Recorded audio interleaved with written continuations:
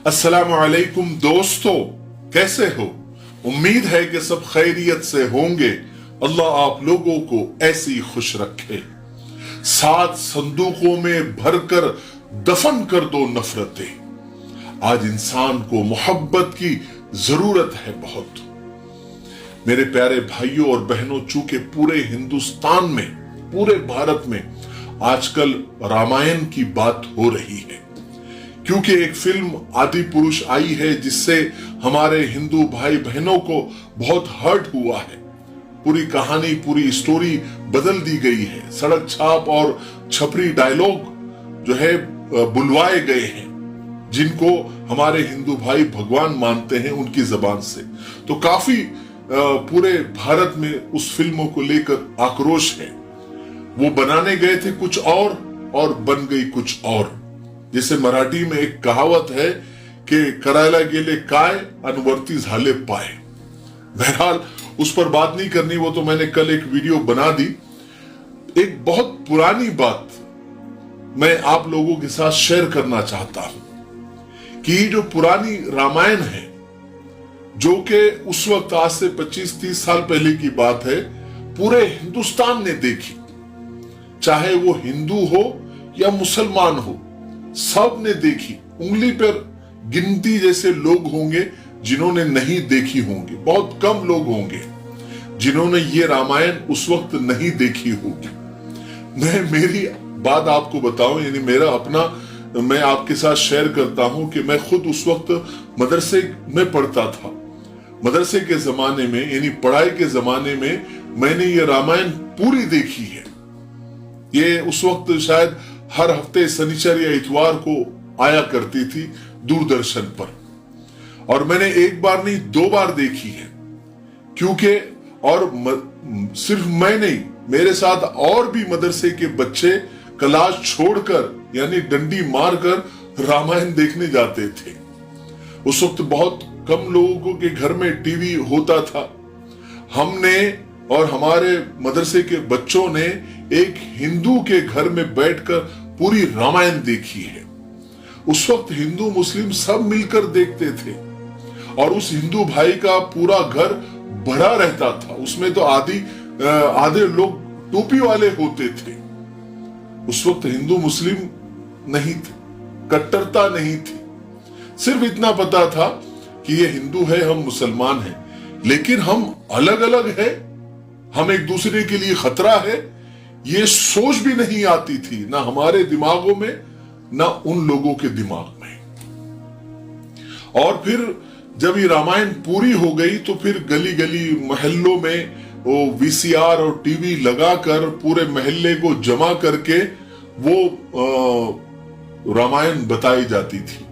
हमारे मोहल्ले में भी कई बार रामायण बताई गई और सब ने मिलकर देखी। हमारे मोहल्ले में तो मुसलमान ज्यादा थे, आज भी वहां पर ज्यादा है, लेकिन सब मिलकर देखते थे। पूरा रोड जाम हो जाता था। रात में 12, 1, 2 बजे तक वो रामायण सीरियल चलती थी और सब देखते थे।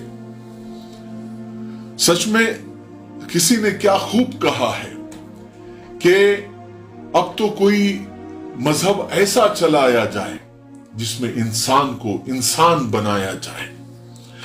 इस वक्त में वाकई अजमल सुल्तानपुरी की वो कविता, वो नज्म याद आ रही है। हालांकि वो नज्म, वो कविता उन्हीं की जबान, उन्हीं की आवाज में अच्छी लगती है, लेकिन उसके कुछ अशार बहुत याद आ रहे हैं।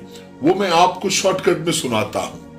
अजमल सुल्तानपुरी अपनी कविता, अपनी नज्म में कहते हैं कि मुसलमान और हिंदू की जान, कहां है मेरा हिंदुस्तान, मैं उसको ढूंढ रहा हूं।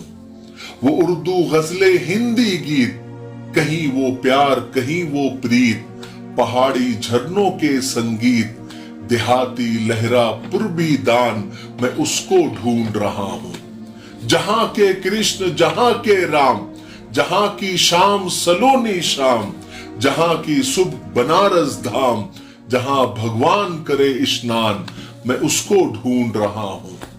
जहां थे तुलसी और कबीर, जायसी जैसे पीर फकीर, जहां थे मोमिन गालिब मीर, जहां थे रहमान और रसखान, मैं उसको ढूंढ रहा हूं। वो मेरे पुरखों की जागीर, कराची लाहौर और कश्मीर, वो बिल्कुल शेर किसी तस्वीर, वो पूरा पूरा हिंदुस्तान, मैं उसको ढूंढ रहा हूं। आखिर में कहते हैं, ये बड़ी काम की लाइन है कि मुझे है वो लीडर तस्लीम, जो दे यकजहती की तालीम, मिटाकर कुंभों की तकसीम, जो कर दे हर कालिब को एक जान, मैं उसको ढूंढ रहा हूं। कितनी प्यारी कविता, कितनी प्यारी नज्म है, कितना बड़ा मैसेज उन्होंने दिया है। वाकई में आज वो हिंदुस्तान हम सब ढूंढ रहे हैं कि कहां है वो हिंदुस्तान। उस वक्त सब एक जान थे, सब एक ही थे, दिल साफ थे सबके। उस वक्त सोशल मीडिया नहीं था, इलेक्ट्रॉनिक मीडिया इतना जहरीला नहीं था, अखबारों में भी जहरीली खबरें इतनी नहीं छपती थी। ट्विटर क्या होता है, इंस्टाग्राम क्या होता है, यूट्यूब और फेसबुक किस चिड़िया का नाम है, किसी को पता नहीं था, बल्कि ये तो उस वक्त था भी नहीं। और नेता इतने जहरीले नहीं थे, उस वक्त के संगठन भी इतने जहरीले नहीं थे, इतने नफरती नहीं थे। और जो नेता जहरीले थे भी, वो भी दबे दबे अल्फाज में और इशारों में जहर उगलते थे, जिस पर सरकार की अच्छी खासी पकड़ होती थी। बड़े बड़े केस और कलम लगा दिए जाते थे, जिससे इतना खास फर्क नहीं पड़ता था। बहरहाल रामायण के बाद महाभारत सीरियल आई, वो भी सब ने देखा, सब हिंदू मुसलमानों ने मिलकर देखा। और उसके बाद टीपू सुल्तान सीरियल आई, the sword of Tipu Sultan serial आई, वो भी ऐसे ही सब हिंदू मुसलमानों ने मिलकर देखा और उतने ही प्यार से देखा। कोई विवाद नहीं, कोई झगड़ा नहीं, कोई नफरत नहीं और कोई लफड़ा नहीं, क्योंकि उस वक्त ये अंधभक्तों की फौज नहीं थी। बहरहाल वो एक सुनहरा दौर था, एक प्यारा जमाना था, जब हमारे मुल्क की हवा में जहर ना के बराबर था, किसी को किसी से खतरा नहीं था। हालांकि उस वक्त तो लोग ज्यादा पढ़े लिखे नहीं थे, लेकिन मोहब्बती लोग थे।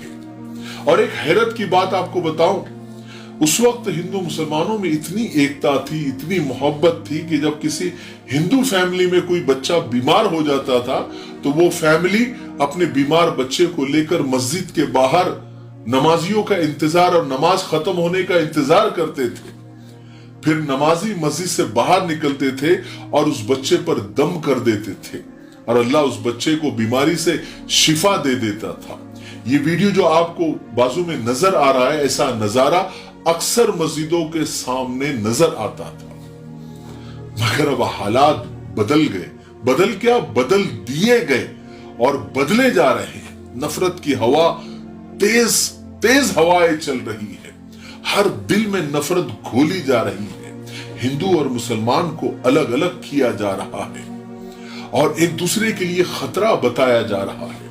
सियासत और राजनीति अपनी घटिया स्तर पर है। मैं सिर्फ इतना बताना चाहता हूं कि अवाम के दुखी होने से, आहत होने से इन कट्टर नेताओं को कोई फर्क नहीं पड़ता। ये सिर्फ अपने मतलब और मकसद के लिए ही लोगों को भड़काते हैं, लोगों को तोड़फोड़ करने लगाते हैं, दंगा करवाने लगाते हैं। और ये सब अवाम नहीं करती, ना अवाम चाहती है, ये सिर्फ नेता और उनके गुर्गे ही करते हैं और इसका सेहरा अवाम के सर पर डाल देते हैं। ये गंदी राजनीति को हमको समझना होगा और हमारे मुल्क से ये जहरीली हवा को खत्म करना होगा। मोहब्बत से फिर दोबारा हमें रहने की जरूरत है, तभी हमारा देश आगे बढ़ेगा।